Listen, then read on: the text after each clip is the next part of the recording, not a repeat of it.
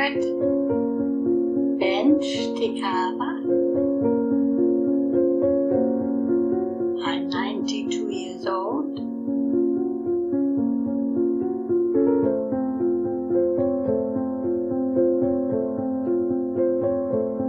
Born in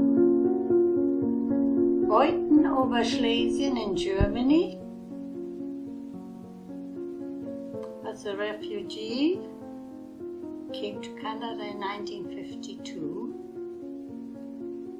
I have two daughters, Linda and Ingrid, and I have 5 grandchildren, Eric, Tyler, Lauren, Alexa, and Kyle. And then I have 6 great-grandchildren, Aria and Nima, Jackson and River, and Rose and Caleb. And the 7th is underway in January. Well, thank you so much for introducing yourself. Okay. Now, I know that we've had some very interesting conversations about your upbringing. So a question I had for you is, what was it like growing up under the Nazi regime? Well, I had to dig in deep because I never wanted to think about it really in a way. My parents never said anything. I don't think they were interested in that, or when they talked about it, they didn't include us. And we don't, if you ask questions, they just say they don't know. So I learned not to ask any questions much. But I'm always wondering, because I've seen people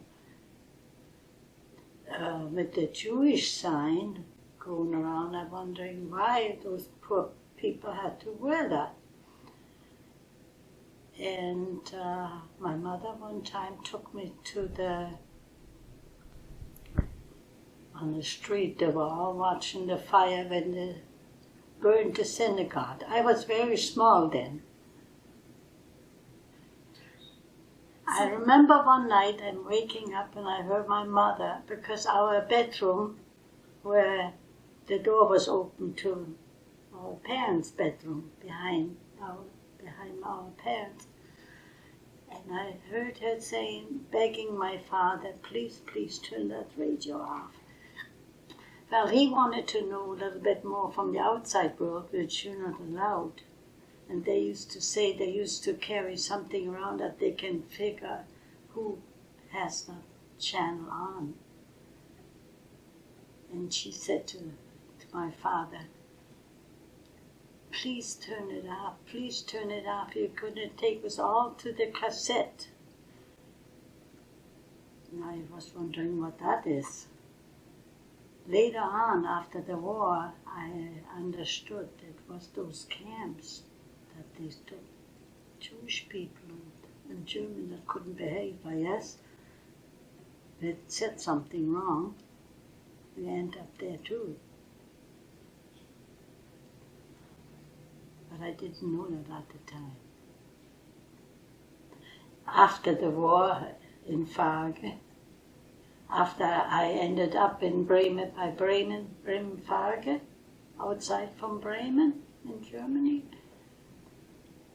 and there was a camp that they opened up and let the people come in and see it. It was shocking. Absolutely shocking. Just boards where people slept on it. And it was just gruesome.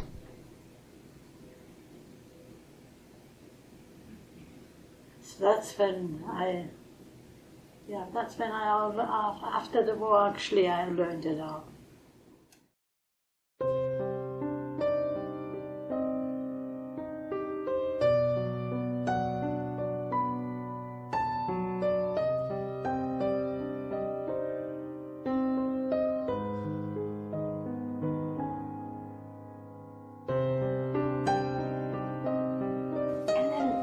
made you decide to move to Canada? I was hoping for a better future. Because by the time I came to look for a job or training something, there was nothing there for me, and it was a small village, and even the town next to it was small. All the people that born there got in right away things, but I didn't. So I was hoping for a better future. Was there a type of job that you thought you wanted? No, not at the time. Not really, no. I had no idea. I found it hard to learn English when I got here, but I did, and I worked in a hospital on the floor, giving out trays and making drinks for patients. That's how I learned English, slowly. And then when I met my husband, we moved to Kingston. I applied in the psychiatric hospital because the other hospital wouldn't have taken me. And I went to see the director of nursing, and each hospital at the time trained their own nurses. So she said to me if I had the Canadian citizenship yet, and I said no, but I'd soon, I think it's about 6 months or so, I would get it. Well, come back when you got it. So I went back, and she hired me. But she said to me, did you go to the English, learn English? I said, yeah.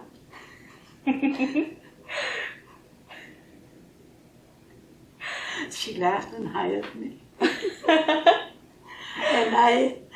And I worked on the floor in the mornings and went in the afternoon to school downstairs. In the basement we had a schoolroom. That's how I got the first year I had my cap we used to wear. And the second year I got a little pin. And then what motivated? And I made 26 years retirement out of it. But I had to quit twice, because when Linda was born, Ingrid was born, the first one, there was no insurance, or you had to quit and come back. Then I quit for Linda, that's 12 years between. I quit for Linda, and when I wanted to come back, they said, well, St. Lawrence College was opening up, and all nursing went into St. Lawrence College. So I have to go there and get my examen and come back. So I studied hard. And I went and I just made it. No big marks, but I made it. That's all that mattered. So I went back again until I retired. I think it's absolutely wonderful how you helped the Kingston community through your nursing career. And I was wondering... I loved it. I loved doing things for people. Well, what motivated you to move to Kingston? In Vancouver in the 50s, you couldn't buy a job anywhere for man or female. And my husband knew somebody here that he came over with, but stayed in Kingston. And they said that Kingston's booming with construction and that. And since he was a welder, so he came down. And when you arrived in Kingston, were there any other members of the German community you connected with? Oh yes, lots of them, yes. Yeah, through my husband and from the friend. He was also German. Yeah, they used to go to the German club. Oh, that's great. So did you still have a sense of connection to Germany through the German club? No, that was only in my younger years. I had to go and work. I didn't. No. Well, I was also wondering, if any of your children or grandchildren are interested in your German heritage. Well, I never thought they did it first. They never asked anything. But then, when I got a little older, they started to ask, yeah. Though my older daughter, she was more interested. She came to Queens and learned German here. Tried to, and it helped her in her career because she became a nurse.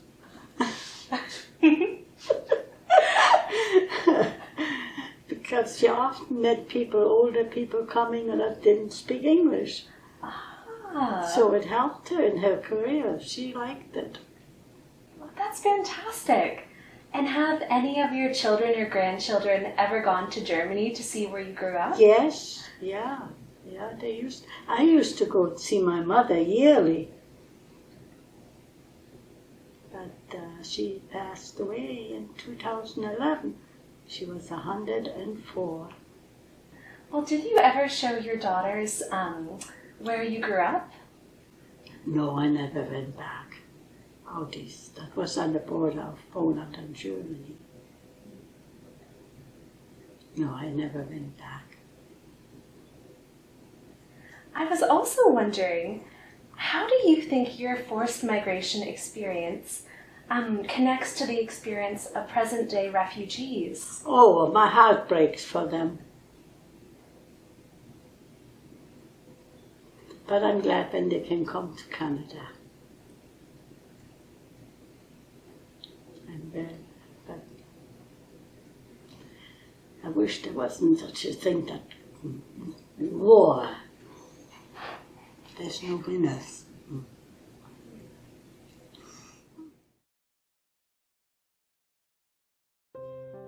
Well, thank you so much, Margaret, for the wonderful conversation. And thanks for watching Global Stories in Local Kingston.